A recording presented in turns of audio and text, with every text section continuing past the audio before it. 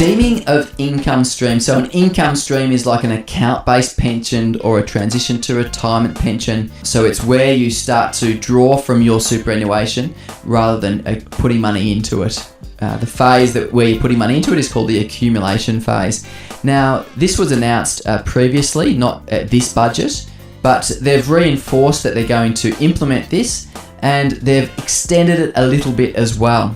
So at the moment, if you're on some form of benefit and you have, generally that's the age pension.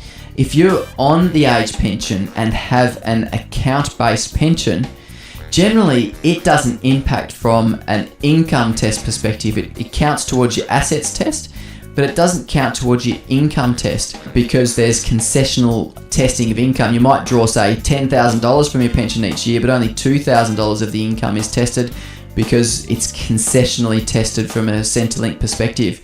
What they're proposing is that from the 1st of January 2015, that these account-based pension income streams, or any income stream, is going to be deemed, which means they'll assume a certain level of earnings on them. Now, one thing that you can do is that you can put in place or commence a pension before the 1st of January 2015, and it will be grandfathered, so it will be excluded from the deeming. We thought this was going to mean that anybody that was preservation age, so 55 at the moment, they could move to pension phase, move their superannuation to pension phase, and then they would take advantage of this grandfathering rule. But the problem is that they also required that you need to have access or needed to be receiving a pension for that grandfathering to apply. So it doesn't impact you if you're still working and not receiving any age pension, or you're not eligible for the Commonwealth Seniors Health Card. But it is something that you could potentially consider moving to pension phase if you were eligible for either of those two things, either a form of pension or benefit from the government, or you are eligible for the Commonwealth Seniors Health Card.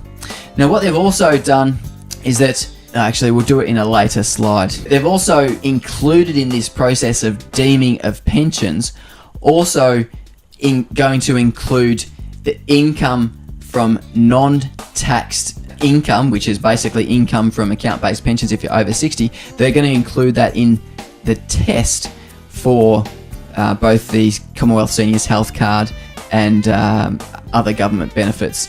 So they're, I guess, tightening up that as well.